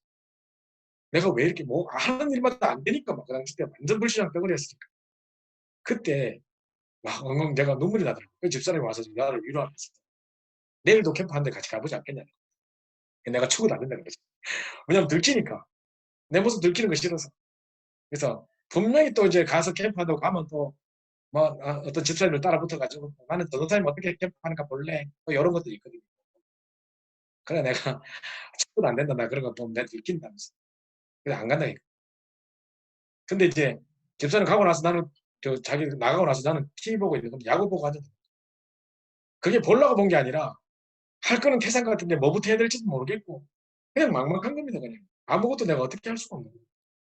자 이래가지고 멍하게 있는데 집사람 갔다가 또 캠프로 마치고 오더니만 이제 뭐 삼삼 캠프라고 뭐 응? 5개 줄을 돌면서 뭐 캠프하는 게 있는데 첫째 주에 펜스테이트에서 캠프할 때 저보고 인도하라는 거예요. 그렇게 결정됐다는 거예요. 무슨 소리냐 무슨 내가 지금 응? 내가 같이 캠프도 가지도 못하는데 무슨 내가 인도를 한다면서 막 서로 화를 내고 난리 났었어. 근데 어쩔 수 없이 뭐 이미 광고 다 나갔다 해가지고 가서 갔는데 그때 이제 가가지고 캠프는 또 늘 또 보던 게 있어가지고 또 기가 차게 인도를 했죠. 근데 캠프 해놓고 제가 현장을 못 가는 거예요. 메시지 던져놓고 제가 현장을 못 가는 거예요. 계속 현장 주변을 맴돌고 있었어요. 딱 보니까 벤치에 여자들 3명이 이렇게 앉아있는데 아, 한 명만 앉아있으면 할 텐데 3명이라서 못 돌아서고 또 이제 도서관에 딱 갔는데 공부하고 있는 애들 보니까 그래 프라이버트가 미국에 공부하는 애 건드리면 안 되지 하고 도서관에서 나왔습니다. 식당 가가지고 혼자 밥 먹고 있는 애를 봤기 때문에 보검 전화를 했는데 그때 밥 먹는 거는 개도 안 건드린다는데 그러면서 또 돌아섰습니다. 그래가지고 한 명도 보검 전화를 없는 겁니다. 그랬는데요. 그때 펜스테이트에 그때 우리 최재 교수도 그때 고등학생인지 모르겠습니다. 그때 막 이렇게 미나 뭐 후인이 이런 친구들이 중고등학생 때입니다. 학교 갔다가 와가지고 캠프한다고 반갑게 막 학교를 마치고 일찍 와가지고 우리도 캠프 동참할게라고 한 시간 정도밖에 안 남았는데 우리가 마지막이라도 좀 참여하고 싶다고 막 하고서 애들이 막 자기들끼리 몰면서 캠프하는 거. 좀 이따 저녁에 와서 캠프 보고를 하는데 제가 한 번 맞는 듯 같았어요. 정말 하나님 일부러 그걸 듣게 하신 것 같았어요. 정말 제가 놓쳤던 현장을 애들이 다 살렸는 거예요. 중고등학생들이 가서 벤치 앉아 있는데 보험 전했는데 다영제부터 3명 다영제부터 딱 하고 뭐 밥 먹는데 뭐 누가 있어가지고 보험 전했더니 막 숟가락 내려놓고 영제부터 딱 하고 그죠? 뭐 이런 이야기를 또 듣는데 내가 너무 부끄러운 거 하나님 일부러 저게 듣게 하신 것 같아요. 그래서 그때 제가 딱 그 캠프 때 다음 캠프 때는 이렇게 방황하지 말고 현장에 부딪혀 봐야지 복음이라도 전해봐야지 꼭 그 시작을 해야지 이 정도 수준이었습니다. 그걸 결단하고 온 게 그때의 응답이었습니다. 근데 그 주간 이후부터 하나님이 영혼에 대한 마음과 현장을 회복시키셔서 이제 막 현장 가서 막 정말 하나님의 심정으로 눈물로 그들에게 복음 전하기 시작했고 많은 사람이 살아나기 시작했습니다. 제가 살아나니까 우리 중고등부 교사들이 살아나고 교사들 대학생들이 살아나니까 애들 가르치는 학생들이 바뀌기 시작하고 그 학생들이 바뀌니까 그 부모들 다 주일자들인데 그들의 영향이 가기 시작하고 우리 교회가 완전히 살아났어요. 그때를 저는 잊을 수가 없습니다. 그래서 물론 그때 우리가 복음 전했던 사람들 다 떠나가고 없고 뭐 제대로 영접된 사람 누가 뭐 이렇게 연결된 사람 누가 있냐 저는 그걸 떠나서 제가 정말 그때가 아니었으면 지금은 제가 없을 것 같습니다. 제가 폐인됐을 것 같습니다. 정말 저는 그걸 분명히 느낍니다. 그래서 제 속에 뭔가 불신앙으로 한 커플 탁 쌓여 있었던데 그게 확 벗겨지는 것 같은 그 느낌을 제가 받았어요. 꼭 이게 왜 박피 수술한다 그러죠. 피부 이렇게 한꺼풀 벗겨내는 그 불신앙의 커플을 확 벗겨낸 것 같은 그 느낌이 제게 있었습니다. 작년도 12월 달에 여러분이 왜 작년도 RCA 참여했죠? RCA가 11월 마지막 주간에 있었지 않습니까? 12월 첫째 주, 그 다음 주간에 한국에서는 여교육자 수련회가 있었습니다. 나중에 그 메시지도 보내줄 테니까 꼭 1강만이라도 한번 들어보시면 좋겠는데 그 여교육자 수련회 1강에서 각인 뿌리 체질 바꾸기 그 이제 3강을 한꺼번에 하셨습니다. 근데 그 중에 1강 각인 바꾸기라는 메시지에서 우리가 아무리 메시지 듣고 훈련받아도 우리 각인 안 바뀐다. 그럼 어떻게 바꿀 수 있느냐? 전도운동 속에서 정말 생명운동 속에서 우리 각인 바뀐다는 것입니다. 그겁니다. 여러분 이 맛을 보셔야 됩니다. 지금 몇 명을 영접시키고 다락방을 몇 개 하냐고 중요한 게 아니라 하나님의 관심은 여러분에게 있고 진짜 이걸 통해 우리의 각인이 확 바뀌는 응답이 시작돼야 돼요. 그죠? 그래서 여러 가지 우리가 방법으로 여러 가지 어떤 그 6가지 도구를 사용해서 여러 가지 하겠지만 그 이전에 내가 먼저 이 생명에 대한 충격과 영혼에 대한 마음과 그죠? 현장에 대한 이 마음들을 회복하는 진짜 이 전도의 대열을 속에 서게 되는 현장 전도자의 축복을 여러분 누려집니다. 이때 우리 잘못된 불신앙의 각인이 딱 벗겨지는 모든 생각이 달라지는 그죠? 내 인생의 완전 전환점 만큼은 대한축복을 누리게 되실 거예요. 자, 그럼 시간 관계상 이제 3번으로 바로 넘어갑니다. 자, 3번 세 번째로는 우리 빛의 대열 속에 있는 것입니다. 연비적 선교자. 여러분을 만나는 모든 사람을 다 살리는 자예요. 가게 됩니다. 그죠? 그래서 진짜 여러분이 이 빛의 대열 속에 서 있으면 하나님이 기념비적인 응답을 줄 것인데 이때 사단은 그 발 앞에 무릎 꿇는 약속이에요. 렘넌트 7명을 보면 한 곳마다 사람들을 살렸어요. 요셉이 감옥 가면 감옥 살리고 감옥에 있는 장관들 다 살리고 또 감옥에서 나와서 왕까지 답주면서 살리고 그죠? 가는 곳마다 사람과 현장을 살렸다는 것을 볼 수 있습니다. 자, 로마서 16장 17절부터 20절에 보니까 선한 일에 지혜롭고 악한 일에 미련하라고 하면서 사단을 그 발 앞에 속히 굴게 하실 것이라고 이야기하셨습니다. 고린도전서 2장 11절에 보면 주변에 약한 사람들과 연약한 사람들 도우라고 되어 있습니다. 그들 용서하라고 되어 있습니다. 왜냐? 우리가 사단에게 속지 않기 위해서. 사단에게 속지 않기 위함이라. 그래서 여러분 가난하고 연약한 사람들 우리 주변에 연약한 사람들 도와야 될 중요한 이유가 뭐냐? 바로 그들을 사단에게 속지 않기 위함입니다. 누구 좋으라고 지금 저는 기쁜 일을 하겠습니다. 그래서 혹시 여러분 마음속에 지금도 그 사람만 떠올리면 용서가 되지 않고 증오와 분노가 일는 사람이 제일 먼저 그 사람부터 살리십니다. 제가 마지막으로 한마디만 한 간증만 하고 이제 적용하고 마치겠습니다. 제가 99년도에 워싱턴에 왔을 때 그때 이제 우리 최정숙 권사님께 여쭤봤습니다. 권사님 제가 머리를 깎아야 되겠는데 혹시 우리 교인들이나 성도들 중 아시는 분들 중에 혹시 미용실 하시는 분이 없습니까? 모르지만 우리 권사님이 저 어디 무슨 뭐 최호번 권사님이라고 있는데 옛날에 한빛교회를 나오시다가 시험 들어서 교회 안 나오고 계시거든요. 그분한테 머리를 깎으면서 좀 이렇게 볼 수 있도록 전사님이 가서 좀 팀장도 하고 하라는 거예요. 예, 알겠습니다. 그래서 주소를 받아서 그분을 찾아갔습니다. 얼마나 무섭게 생기셨는지 눈이 끝이 촥 갈라져가지고 막 엄청 무섭게 생기시더라고요. 그래서 제가 한 2번째 머리 깎을 때까지는 말도 못 붙이고 세 번째 딱 갔는데 머리 깎으러 갔는데 이분이 뭔가 일이 있었는지 너무 이렇게 얼굴이 좋지 않으시더라고요. 그래서 제가 물었습니다. 권사님 무슨 안 좋은 일 있으십니까? 그 당시 때는 집사님이셨어요. 뭐 안 좋은 일 있습니까? 이렇게 물었어요. 갑자기 이분이 그 한마디에 눈물을 터뜨리면서 뭘 이야기하냐면 자기가 지금 국제 결혼을 했는데 백인과 살고 있는데 사랑하는 사람도 아닌 자기보다 나이도 열 몇 살이 많은 사람을 신분 때문에 억지로 결혼했다는 거예요. 그래가지고 이제 딸도 하나 낳고 있지만 하나도 14년째 지금 한 집에 살면서 단 한마디도 안 하고 있는 정말 그렇게 인간적으로 살 수가 없는 그런 삶을 살고 있다고 지옥 같은 삶이라고 얘기를 했어요. 그러면 사실 말씀 자기는 영어를 못하니까 아버지하고 딸만 서로 통한다는 거예요. 그 자기만 자꾸 왕따시키고 그리고 이 딸이 완전 백인처럼 생겼는데 엄마가 동양인인 게 부끄럽다는 겁니다. 그래가지고 이제 엄마를 가까이 오지도 못하게 합니다. 그러니까 이런 상황 속에 있는데 오늘날 이제 어떤 분이 머리를 하러 오셨는데 오늘 그 우리 딸이 오케스트라 연주한다고 그 공연 가려고 내 머리를 한다고 그 집 딸도 바이올린 하지 않냐 물어보더라고요. 예, 우리 딸이 그 펄츠 바이올린 하는데 그러니까 그럼 오늘도 공연한다고 당신도 빨리 가봐야 된다고. 그래서 부랴부랴 이게 빨리 문을 닫고 꽃다발 사서 막 찾아갔답니다. 멀리서 그 딸이 엄마가 오는 걸 지켜보면서 딱 보는 순간 바로 뒤로 도망쳤습니다. 그래서 엄마가 뒤로 이렇게 딸려가니까 영어로 막 뭐라 욕을 하면서 왜 여기 왔냐. 나는 엄마가 동양인 게 부끄럽다면서 빨리 돌아가라고 그러더라고요. 이분이 너무 낙심되고 충격이 돼서 그 꽃다발을 떨어뜨리고 집에 하염없이 울면서 집에 왔답니다. 어떻게 왔는지는 모르겠답니다. 그랬는데 그 화장실에 들어가서 문을 잠가놓고 환풍기를 켜놓고 샤워 커튼을 닫아놓고 거기 샤워기를 쫙 틀어놓고 그래가지고 자기가 엉엉 울다가 그때 자살을 하고 있답니다.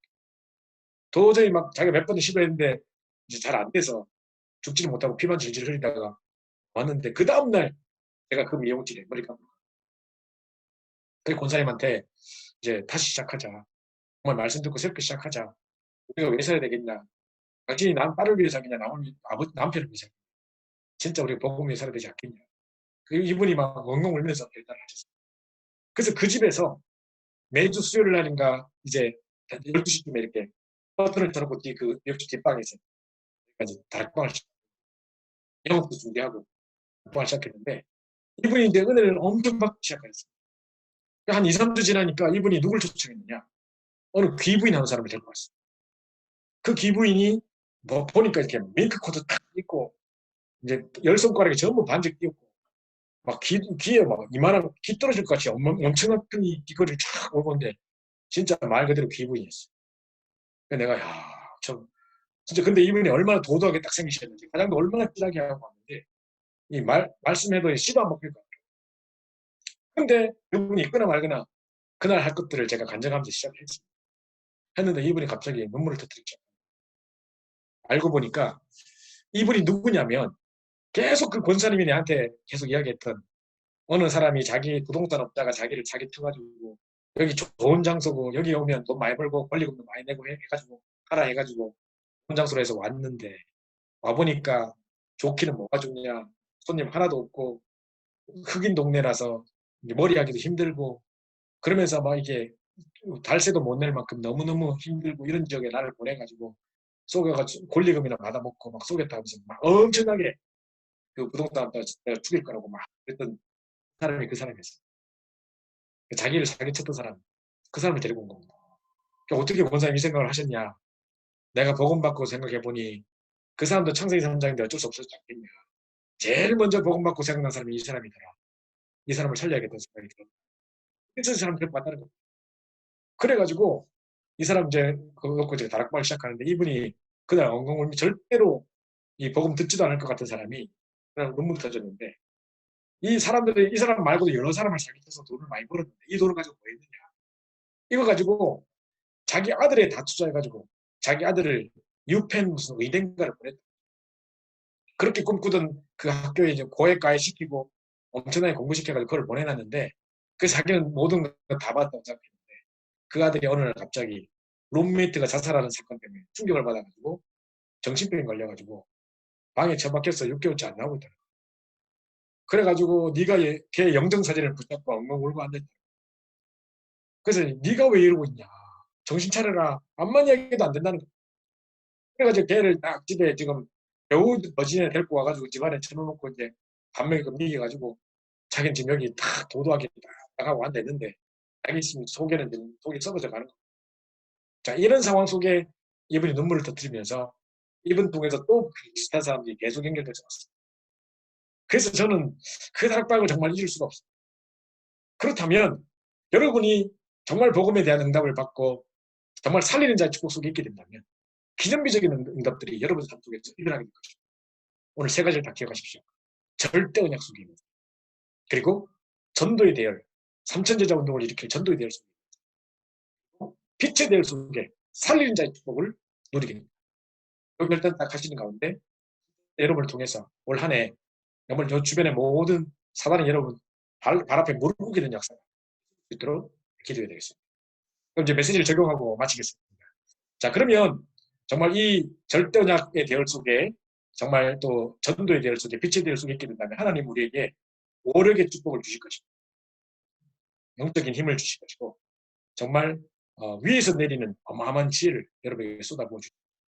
그래서 여러분 그리스도 한 번만으로 세상 누구에게도 답변 주실 만큼 그런 위에서 부어주신 지혜를 주실 것입니다. 뿐만 아니라 이제 여러분에게 다른 사람을 살리고 치유할 수 있는 내 자신뿐만 아니라 다른 사람을 살리고 치유할 수 있고 현장을 치유할 수 있는 그런 엄청난 그 힘도 주실 것이고요. 그러면서 이제 빛의 경제를 허락하실 것이고 전체 살릴 수 있는 정말 바라게 무릎 꿇치는 정말 초대교회 3천 제자 넘어서 심적인 제자들 이런 제자들의 응답들을 자 그러면 여러분이 어떻게 구체적으로 적용해야 될 것인가 첫 번째로입니다. 훈련만 하고 적용된 내용이 없으면 막연하게 끝나버리면 안 되겠죠. 첫 번째로는 뭐냐 여러분이 어떻게 하면 절대 언약을 붙잡게 정확한 언약을 절대적으로 붙잡을 수 있을까를 고민해 보십시오. 저희 안류에서는 안류 지금 통신생으로 수업을 듣는 모든 사람들에게 매일매일 이 녹취본도 보내고 일주일치 녹취본을 만들어 보냅니다. 제가 그 한국에서 16개 정말 이 개척교회, 미자립교회 목사님들만 모아서 집중을 한 적이 있었습니다. 너무너무 힘드신 분들이었습니다. 성도들도 하나도 없고 경제적으로나 모든 부분이 너무 육신적으로나 힘드신 분들이었습니다. 그분들을 모아놓고 집중을 했을 때 제가 뭘 느꼈느냐. 첫날 첫 시간에 갈보리산 실제 체험 나누고 두 번째 말씀 정리 메시지를 나눴습니다. 밤에 포럼을 하는데 이분들이 공통적으로 뭘 이야기를 하시느냐. 내 인생에 갈보리산 체험이 없었던 것 같다. 내 인생에 담에색이 없었던 것 같다. 뿐만 아니라 정말 내가 말씀이 하나도 정리가 안 됐었다. 그래서 어떤 분이 울면서 이야기하시는데 이분은 수술을 많이 하셔서 몸이 약해서 한 5분을 집중을 못하세요. 계속 몇세 시간 내내 눈 감고 계세요. 그래서 제가 이분 눈뜬 걸 본 적이 없어요. 근데 이분이 울면서 하시는 말씀. 나는 이제 노트를 펴보면 제목만 적혀있고 1번, 2번, 3번 앞대가리만 적혀있지 내용 아무것도 없다는 거예요. 내게 아무것도 말씀이 정리되어 있지 않아요. 그럼 어떻게 현장을 찾아야겠습니까?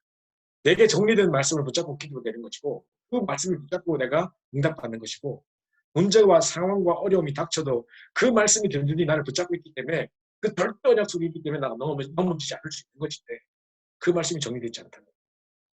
그래서 말씀을 많이 듣고 있는 게 중요한 게 아닙니다. 여러분이 이 말씀을 정확하게 붙잡고 정리하고 묵상하고 기록하고 하는 것이 상당히 중요한 부분입니다.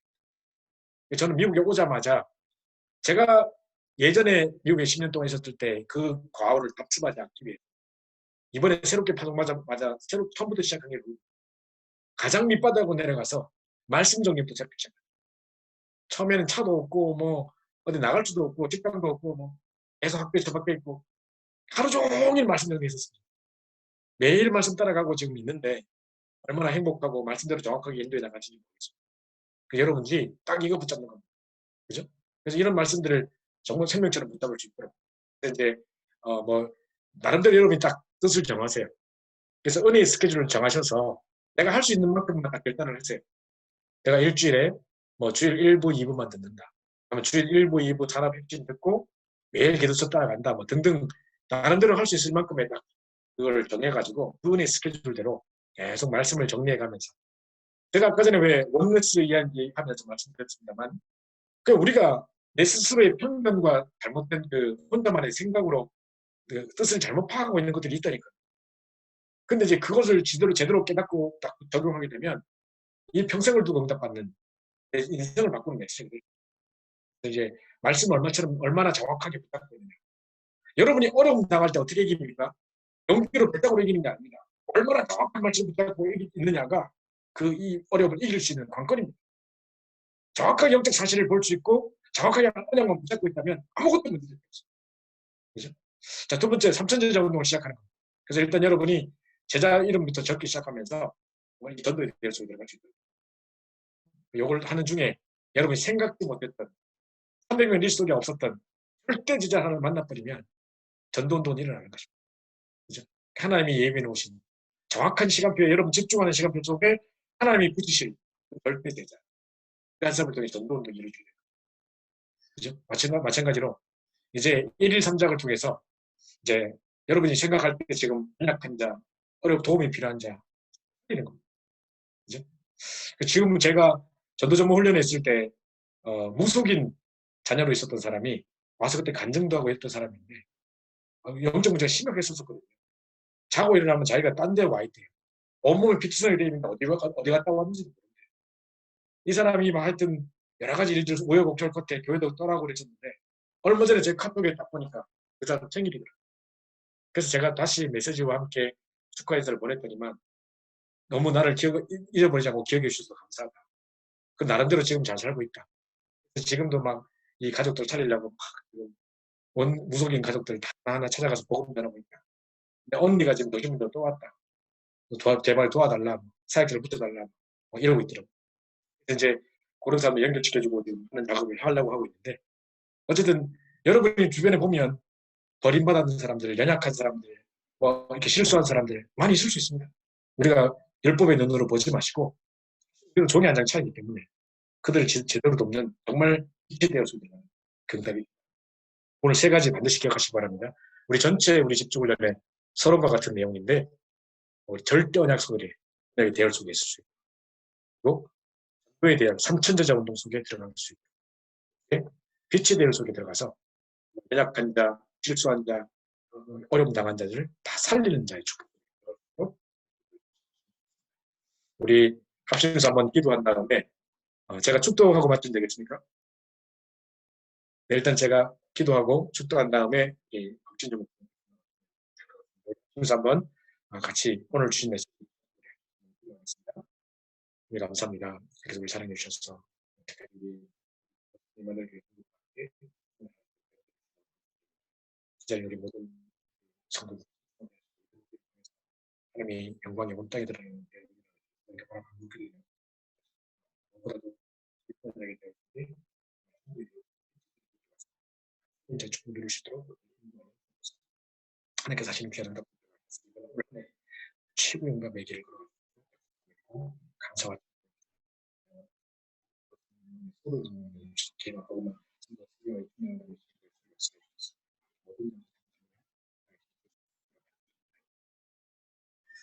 하나님 아버지 감사합니다. 하나님께서 우리를 절대 언약의 대열 속에 또 전도의 대열 속에 빛의 대열 속에 있을 수 있도록 축복하시니 감사합니다. 세상의 재앙의 시작이 복음으로 결론 내린 자가 없어서 시작된 것이고 또 제 재앙의 원인 자체가 정말 곡제 복음 다는 사람이 없어서 문제가 온 것인데 우리가 이 일들을 놓고 새롭게 기도를 시작하게 하시고 정말 이 땅에 재앙을 통해 여러 가지 문제가 드러났지만 우리가 혼란하지 않고 절대언약 붙잡고 정말 하나님의 영광이 땅에 떨어지지 않으며 오직 여호와의 그리스도의 이름이 존귀케 되는 귀한 역사가 이 시간이 될 수 있도록 인도하여 주옵소서. 이번 올 한 해를 통해 정말 사단이 그 발 앞에 무릎 꿇리는 최고의 역사의 응답을 말씀으로 확인할 수 있도록 인도하여 주옵소서. 지금 우리 인생의 모든 문제를 해결하신 우리 예수 그리스도의 은혜와 하나님 아버지의 극진하신 사랑하심과 성령의 내주인도 역사에 또 충만하심이 중요한 언약을 붙잡고 정말 집중의 시간을 가지길 소원하는 모든 버스턴 에마누엘교회 모든 성도님들과 우리 현장과 산업과 우리 후대와 미래 가운데 영원토록 함께 있을지어다. 아멘.